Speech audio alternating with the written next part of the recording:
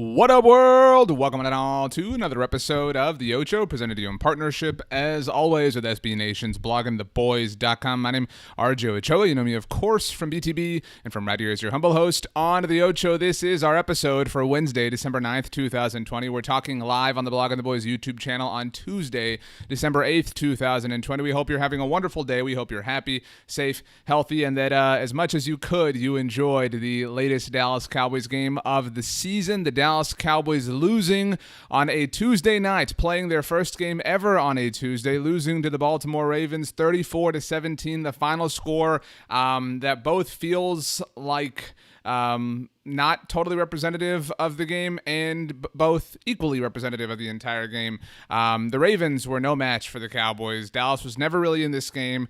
I think from a score perspective, they were. You know, they were one possession down, two possessions down. Things were kind of close at certain points, but it always felt like they really weren't. It always felt like they were really far away. It felt like the Cowboys, even though they had more than twice the amount of time to prepare for this game than the Ravens did, that they were just outmatched, outwitted, outprepared, out-talented. This game obviously featured a lot of prominent players for the Ravens. The Ravens lost a lot of these players to the COVID-19 list for their Wednesday game last week against the Pittsburgh Steelers, but most of them returned and most of them were back. And so they made hay, they made their way, and they kind of had a lot of fun. They were even laughing at the Dallas Cowboys. And so there's a lot to focus on. There's a lot to blame, and we're going to do that here on our postgame show. If you are joining us live on YouTube, let us know in the comments. Let us know what you liked, which was probably not a lot. Let us know what you did not like. We already have some people. Christopher Lopez says, from Imperial Valley, Southern California. What's up, Christopher? I hope SoCal's treating you well this time of year. Hope the weather's nice. Hope it's not frightful, as they say. But Chris, starting us off, says, we need a defense. Jalen Smith is not a star. Here's the thing. Jalen Smith is bad, right? We all agree. Jalen Smith has not been the player that the Dallas Cowboys kind of hype him up to be, even still continually. I don't think that Jalen Smith was awful in this game. I thought Leighton Vander Esch actually struggled in this game. The Lamar Jackson run that he housed was not a great moment for Leighton Vander Esch. But yeah, I mean, so overall, the Cowboys linebacking core needs to be completely reworked. The Cowboys safety situation needs to be completely reworked. I write winners and losers after every Cowboys game at bloggingtheboys.com. Xavier Woods is one of my losers. Let's get into all of it. Let's kind of start at the beginning, though, because this game, is terrible and as awkward and as unfortunate as it was, really got off to a very weird start. This was supposed to be the rematch for the Dallas Cowboys, right? Dez Bryant, now a member of the Baltimore Ravens, was going to play against his former team for the first time. Dez's road back to the NFL has been well chronicled. We're all rooting for Dez, trying to see him succeed, trying to see him throw the X up again. And so we were hyped to see this game. I think I speak for a lot of Cowboys fans in that I wanted to see Dez score. I wanted to see him throw up the X against the Cowboys. It might not have had the same juice as it would have had Dez done that against Jason Garrett, for example, but it still would have been very interesting. But that was not to be the case. Dez Bryant broke the news actually before the game started, about 30 games before the game started, tweeting, "Tell me why they pull me from warming up so I can go get tested. My something come back positive. I tested positive for COVID. WTF? Our thoughts, our prayers, our well wishes with Dez. We want him to be as healthy as possible." This was a huge shock and really kind of sent a ripple effect through the beginning of this game and kind of called the game into question in general. And I don't want to get political. I don't want to make this a discussion about, how you may or may not feel about, our world's current climate, but it is so impossible to believe that Dez Bryant could test positive for COVID and not have anybody around him be deemed somebody that should be taken away from the game as well. That's hard to explain to an average person. That's a difficult proposition to understand. And so a lot of people were kind of concerned, and it added a really surreal effect to the idea that the NFL said Dez Bryant was supposed to play in this game that's kicking off in 30 minutes. He's not going to play because he tested positive. We'll be back after this, and it'll be time to throw to Joe and Troy for kickoff coming up. And it just was a really weird way to sit. Dez was very active on Twitter throughout the game. It was a lot of fun. Spoke for a lot of Cowboys fans, I think, at one point tweeted out, "I'm about to drink some wine and cope," talking about his own situation. Dez did have some fun later in the evening on Twitter, but that does, I think, speak for a way that a lot of Cowboys fans feel right now, because the Cowboys are really bad. The Cowboys are 3-9 now after this loss to the Baltimore Ravens. They have ensured a losing record for the first time since 2015, and Cowboys fans are pissed off. We're bothered. We are upset because, look, let's be clear. Let's say this at the beginning of this conversation.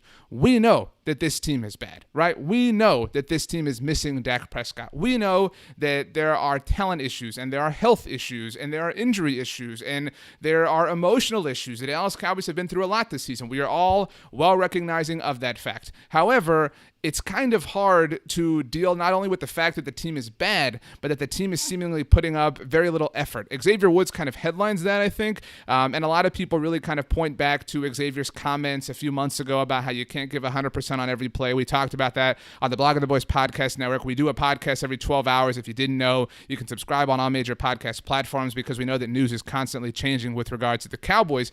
I do think that those original comments were taken out of context. I understood what Xavier meant, but he really put it in a bad way. And so when you come out and you play like he did against the Ravens, it just, those things come back to haunt you. Xavier had a moment early in the second half against Lamar Jackson. And to be clear, it's a very difficult thing to tackle and to stop Lamar Jackson, but it felt like Xavier Woods had a shot on third down to stop Lamar and to force the Ravens to punt, but it just kind of felt like he didn't try. He had a really awful penalty in the first half, some really questionable decisions, and so the Cowboys right now hold the top 5 pick. If the season were to end today, it obviously doesn't. There's still a month left. But it's difficult to sort of analyze and assess how the Cowboys should spend their top 5 pick because they seemingly have so many directions that they can go. That's ultimately a good thing and a bad thing at the same time. Let's see. Tiniest007 on YouTube says, RJ, it felt like defensively they didn't even try. And it's hard, right? It's hard for us to sit here and throw stones. It's hard for us to sit here. By the way, we would complete those stones against this Dallas Cowboys defense. But it's hard for us to ridicule and to criticize effort, right? Because we don't know the actual effort that's being given. But I get this comment because it did kind of seem like that. It does kind of seem like this Cowboys team has effectively quit and is effectively just kind of going through the motions, right? There's 4 games left, whatever. We're 3-9. I know the NFC East is bad, but the New York Giants won, the Washington football team won. We're kind of out of it at this point. I know that it's mathematically possible, and it is still mathematically possible, but it kind of feels like everybody's just fine laying up on the rest of this season. And I don't like to lay up. I like to go for it. And oftentimes that doesn't wind up well for me, but you get the picture, you get the idea. It is not a good look for this football team. It is not a good look for Mike McCarthy. And to be clear, Mike McCarthy has done a lot and been dealt a lot, really is what I should say. Mike McCarthy's faced a number of challenges. Every coach has faced challenges this season. We all know that. We all get that. I'm not personally out on Mike McCarthy yet, but I am down on him after this game. I thought this was one of the worst games that Mike McCarthy has coached so far for the Dallas Cowboys. A lot of people so far in our comments are down on Andy Dalton. I don't think that Andy Dalton played terribly. It was not a great performance, but look, let's talk about, let's look at some highlights, okay? Let's look at some highlights for a second, and then we'll kind of put this whole thing together if you're watching on YouTube, either live or after the fact. Darian Thompson, Donovan Wilson out in this game. Darian, early in the game, got an interception off of Lamar Jackson. Nobody in their right mind was expecting Darian Thompson, of all people, to be the one to come away with an interception, and he did. So kudos to him. The Dallas Cowboys, it was their only turnover of the game. Nice to see. I don't know if you're a defense this bad, if you should be running all the way down to the camera and doing that whole dance, but, do what you want to do, Darian Thompson. It's your interception. You can party how you want to. Another highlight worth showing you, Michael Gallup hadn't scored a touchdown since week 3 back all the way against the Seattle Seahawks. Well, he caught one here tonight,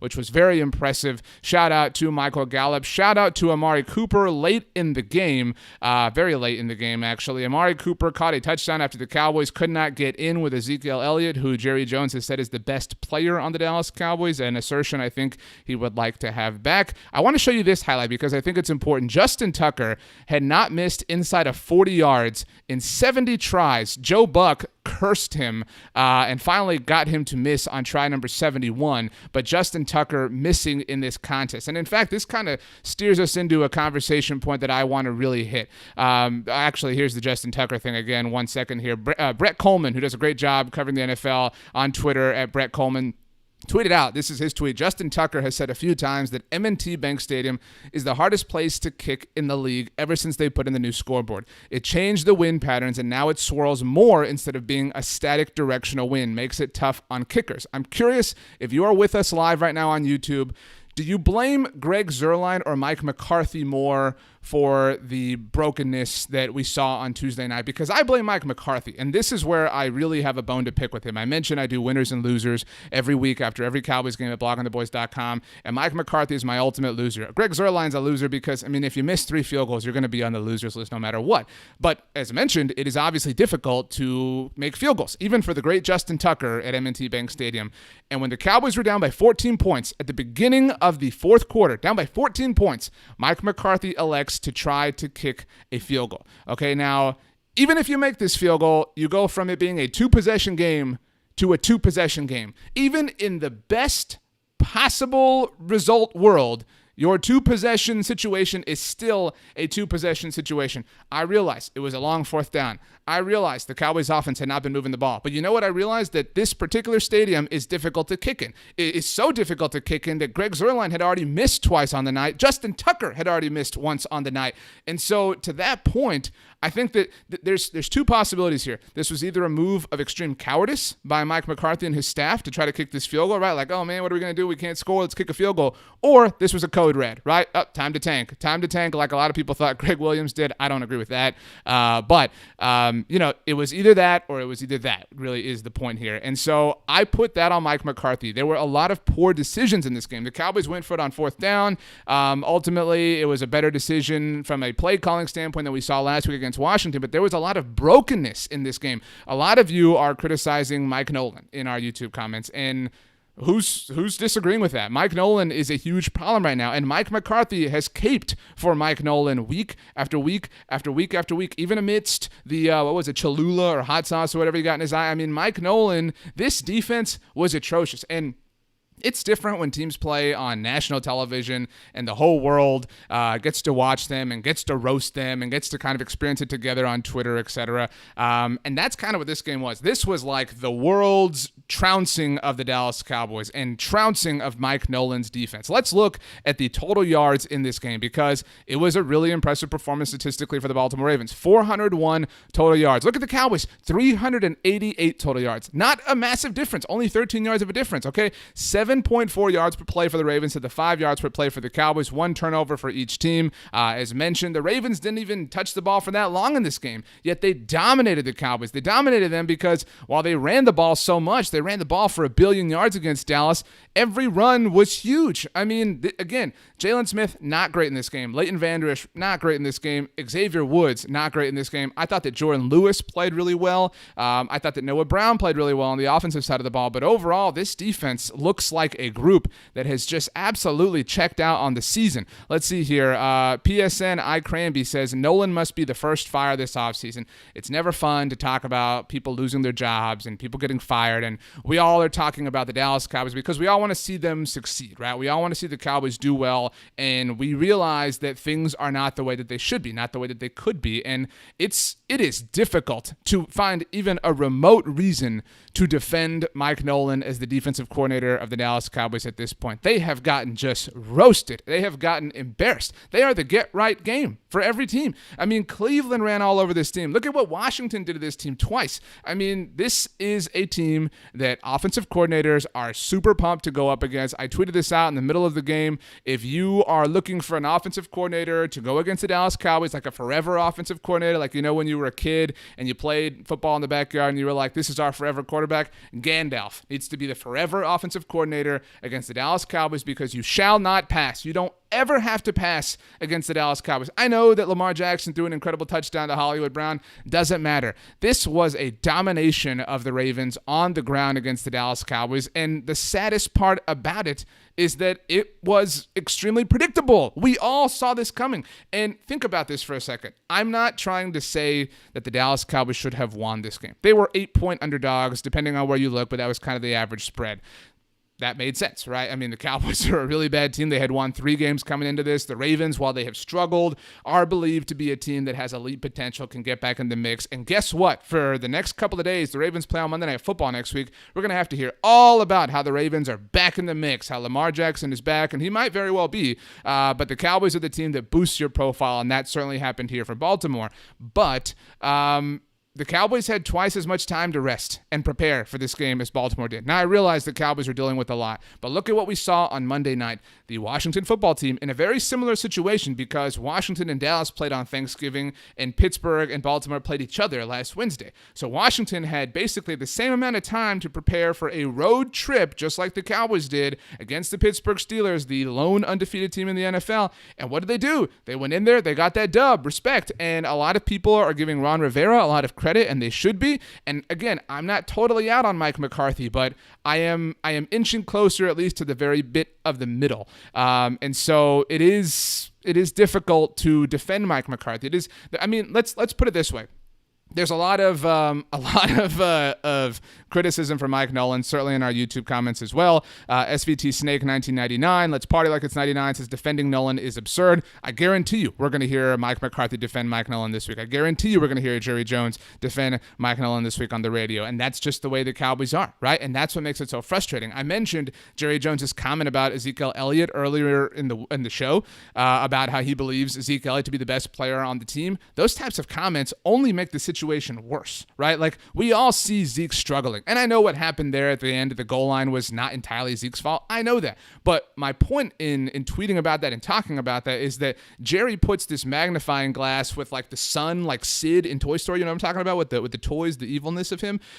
Jerry's doing that with a magnifying glass. He's magnifying the heat, the level of criticism that is on people like Zeke Elliott and Jalen Smith and even Mike Nolan to a degree, because we all see this, right? Like, we're not idiots. We're all sitting here. We're all reading bloggingtheboys.com. We're all chilling on the postgame show, and we all know what we see against these teams, and it's really bad. And so for you to come out and tell us to our face, yeah, Zeke Elliott's awesome. Jalen Smith is awesome. Mike Nolan's awesome. Dude, we're not fools. We see this. We know that they're not good. Andre on YouTube says, RJ, Jerry and Stephen Jones have really improved their drafting with Will McClay, but they have zero clue on roster construction and cap management. That defense needs to be completely revamped. Now, I agree that the Cowboys have had some success in terms of drafting, right? We agree. And certainly for a long time, we still to a very large degree have the idea of saying, well, since 2010, the Cowboys have essentially knocked their first-round picks out of the park, right? Like 2010 to now, the aforementioned Dez Bryant, Tyron Smith, Mo Claiborne, Super Bowl champion Mo Claiborne, Travis Frederick, retired now, Zach Martin, who didn't play in this game, Byron Jones, who's in Miami, Zeke Elliott, Taco Charlton, obviously because of Amari Cooper, and now you've got CeeDee Lamb. And we all know that. But let's look for an example. A lot of the problem with the Cowboys right now is their secondary, right? The 2017 Dallas Cowboys draft class. First-round pick, Taco Charlton, huge bust, and could have had TJ Watt. Second-round pick, Chidobe Awuzie, who's been okay, right? Like, Chido's been fine, and maybe Chido comes back, who knows, but he's been okay. Third-round pick, Jordan Lewis, who I thought was maybe the best defensive player in this game, so shout out to him. Fourth-round pick, Ryan Switzer, certainly wishing Ryan well. He's awesome. I've never understood what went wrong there, but moving on in that draft class, they got Xavier Woods, who was maybe the worst defender on the Dallas Cowboys on Tuesday night, which is really saying something, and you got Noah Brown in that class too, so, I mean, cool. But my point here is, yeah, on the surface, the Cowboys have had success in drafting, but those deeper rounds, those later rounds have not gone well for them. I mean, look at who is the best Dallas Cowboys draft pick from the 2019 class, right? And I realize they didn't have a first-round pick, and maybe Tristan Hill comes back next season in his third year and is better.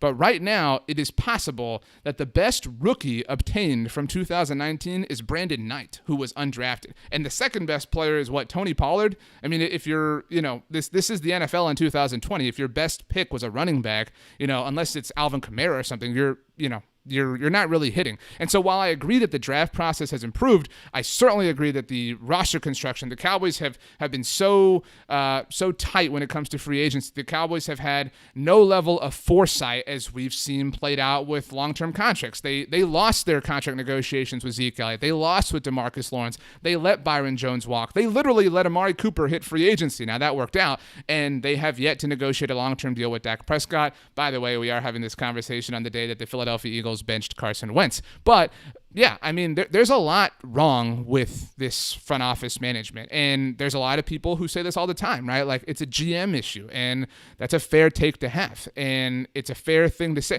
Think about this. Think about this long and hard, okay? The Dallas Cowboys were just embarrassed, as you and I sit here talking, by the Baltimore Ravens, right? Now, we all know the Baltimore Ravens to be an illustrious NFL franchise, right? The Baltimore Ravens have had a lot of success. John Harbaugh has become a really great coach. John Harbaugh's got a Hall of Fame resume at this point, especially if he wins another Super Bowl.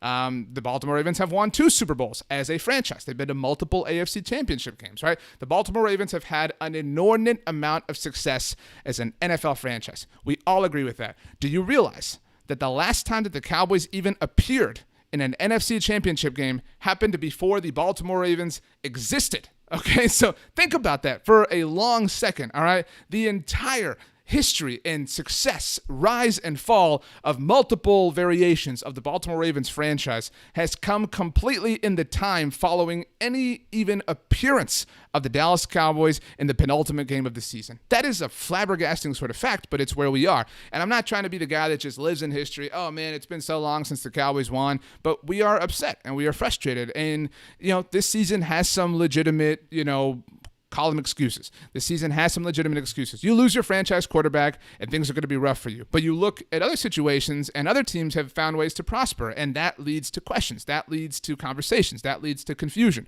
And then you look at other decisions like the continued promotion of Ezekiel Elliott. King Kaiju says Zeke is declining, and I'm not sure if it's wear and tear or lack of motivation. Yeah, I mean, right now, I mentioned Jerry's comment that he made about Zeke being the best player on the team. Zeke is not even the best running back on the Dallas Cowboys at the moment. That is not a hot take. That's just a fact. Tony Pollard, who really, shout out to Tony Pollard. I killed Tony Pollard early in the season on kickoff returns because he was an unmitigated disaster there.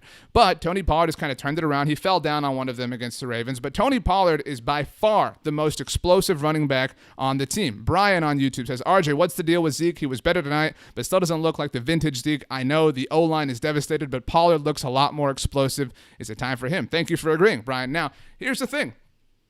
Was the offensive line that bad in Baltimore? I mean, think about it. Was the offensive...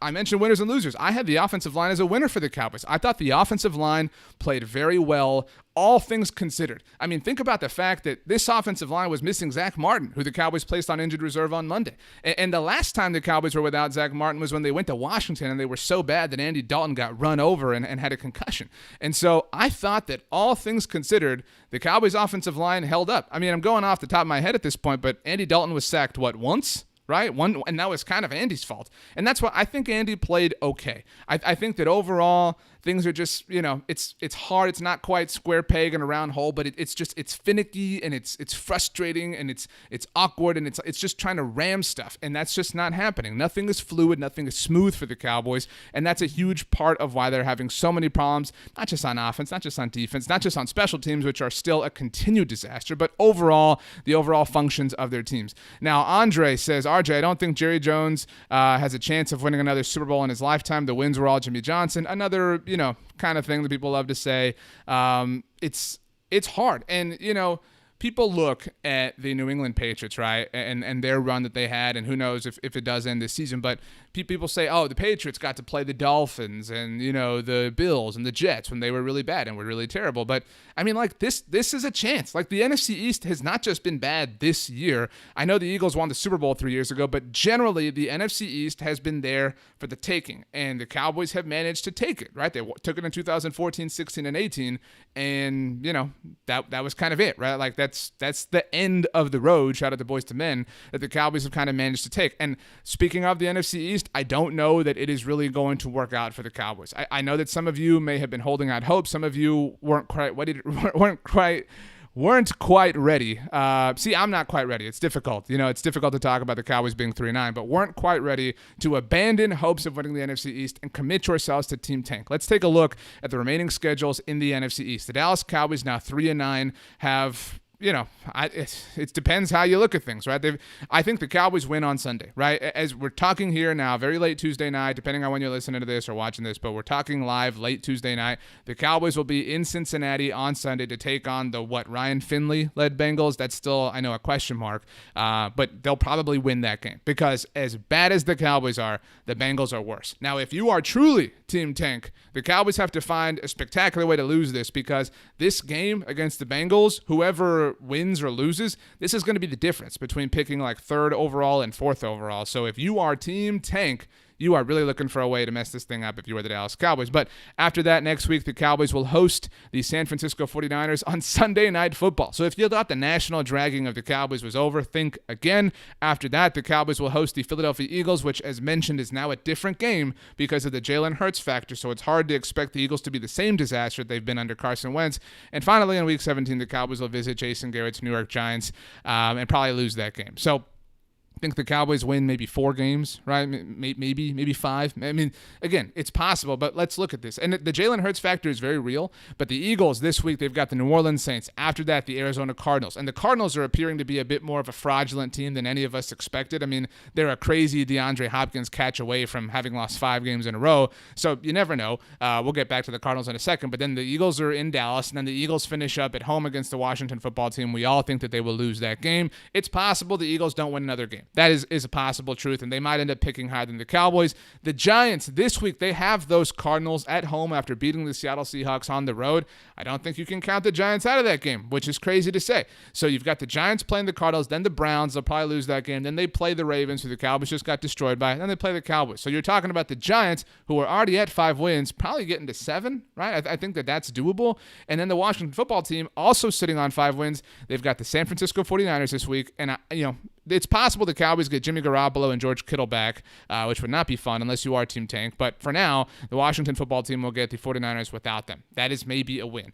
And then you've got Washington playing the Seattle Seahawks. And I know the Seahawks lost to the Giants, whatever. I don't think that the Seahawks will lose to Washington, but Washington plays the Carolina Panthers in the penultimate week of the regular season, and that is a big let's win it for Ron Rivera game, and so I do think that Washington will win that, and I think that Washington wins in Week 17 against Philadelphia. I think that Washington maybe gets to 8-8, and that might be enough to win the NFC East ultimately. I think that Washington should be the favorite if you're a person who likes to partake in those types of things, but I certainly would not be shocked if the New York Giants find a way.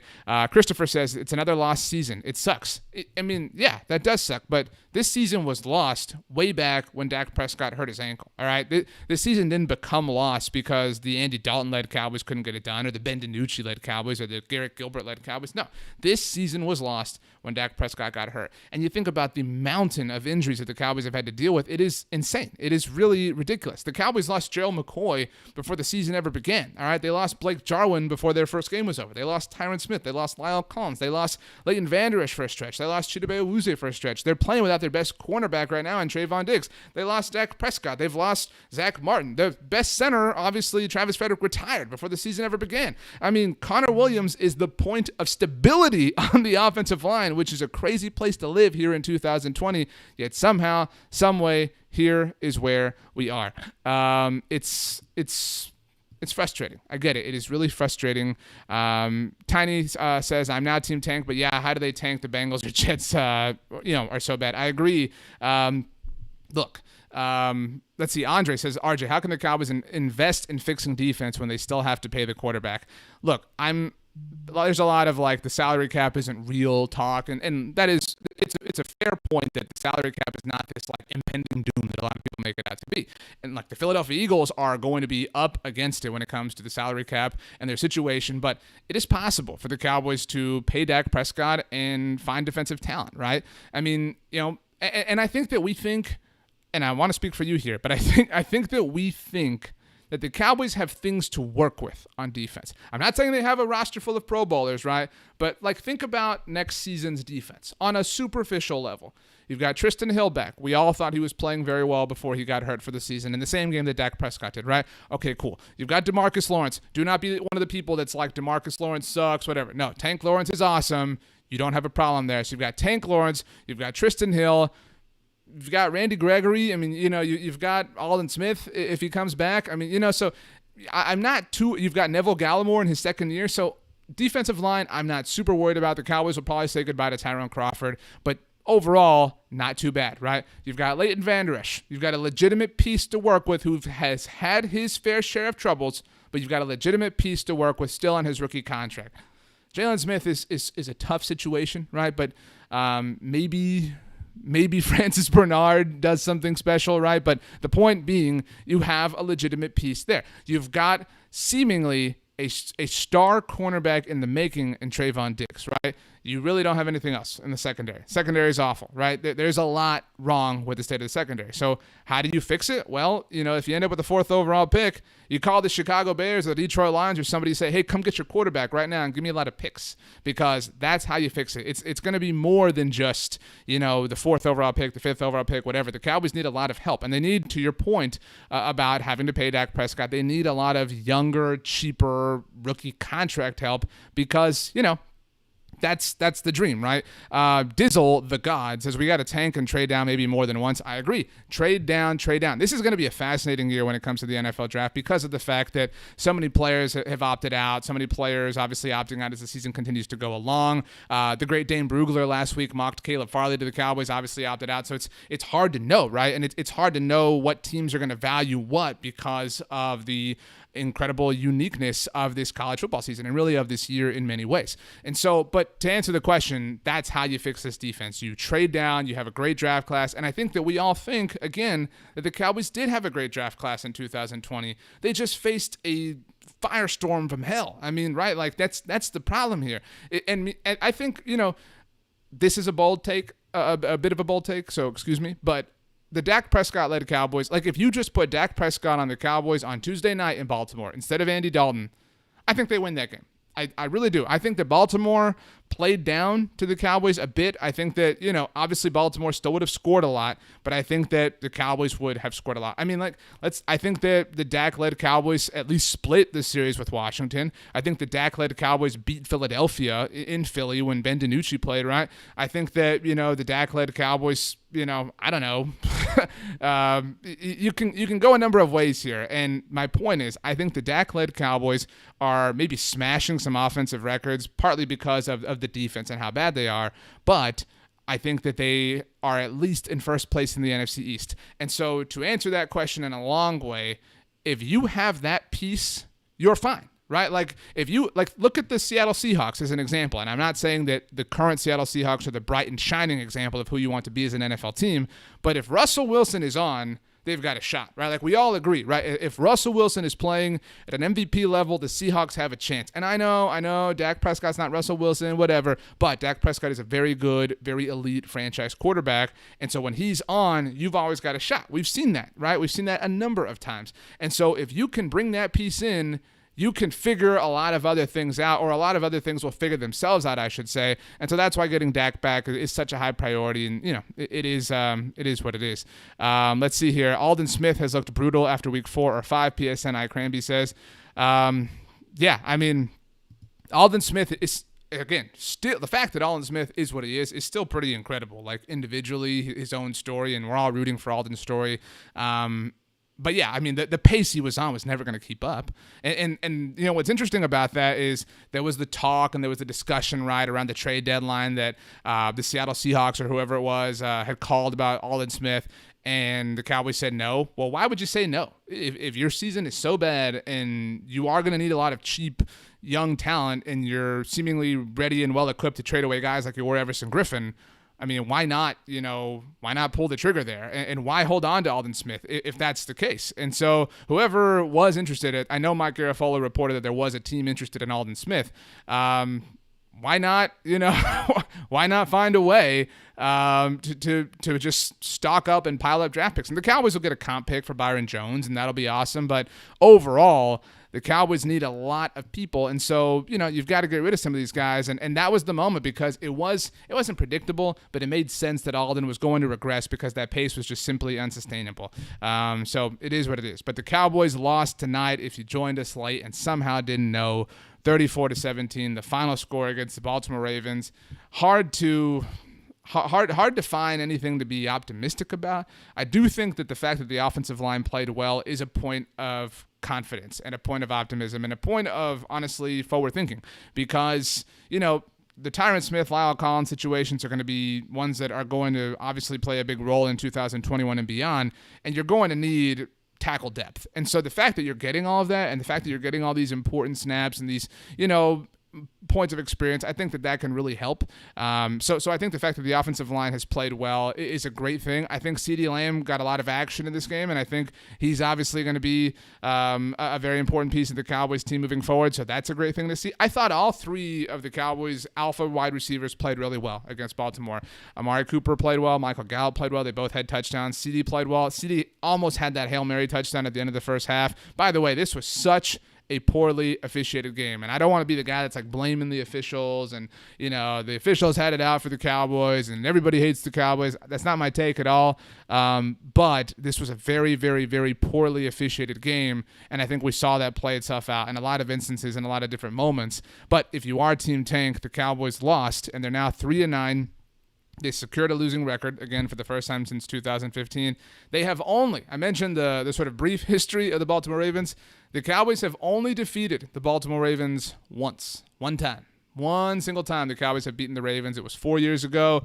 The only time they've ever defeated the Ravens was the only time they've ever started Dak Prescott against the Ravens. So, call that a coincidence, call that a fact of life, call it what you will. But the Cowboys will play the Bengals on Sunday. It's going to be a fast week for them, obviously. We'll have you covered at bloggingtheboys.com. We'll be back here, actually, on the Blogging the Boys YouTube live stream if you want to join us Wednesday night at 7 p.m. Central Time, 8 p.m. Eastern. If you want to join us, we're going to talk Cowboys. We'll obviously have a lot of discussion about the fallout from this game, everything going on, kind of prep you for the Bengals game, things to look forward to, how the Cowboys are probably going to win this thing and what the future might look like. So subscribe to the Blogging the Boys YouTube channel. We're putting out a lot of fun stuff, film reviews, breakdowns, these live streams, lots of fun discussions. We appreciate everybody that includes us in your Dallas Cowboys fandom. We all want to see the Cowboys do well, and we're rooting for that, all the same. And so if we can get there together, I think it'll be a lot of fun.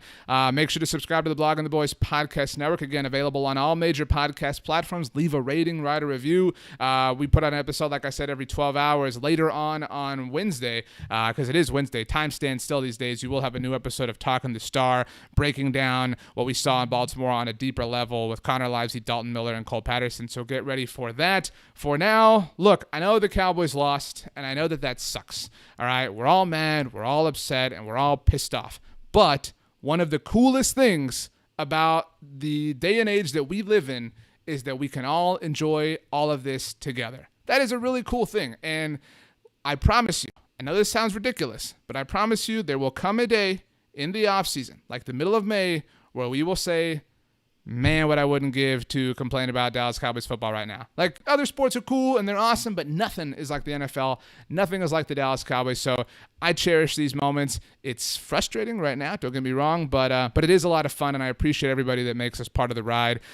We enjoyed it, and we enjoy being part of it with you. So with all that being said, do me a favor and have the absolute best Wednesday of all time. You know why? Because you deserve it. We will see you mañana, my friends. As always, go Cowboys, and peace out. Fucking the boys.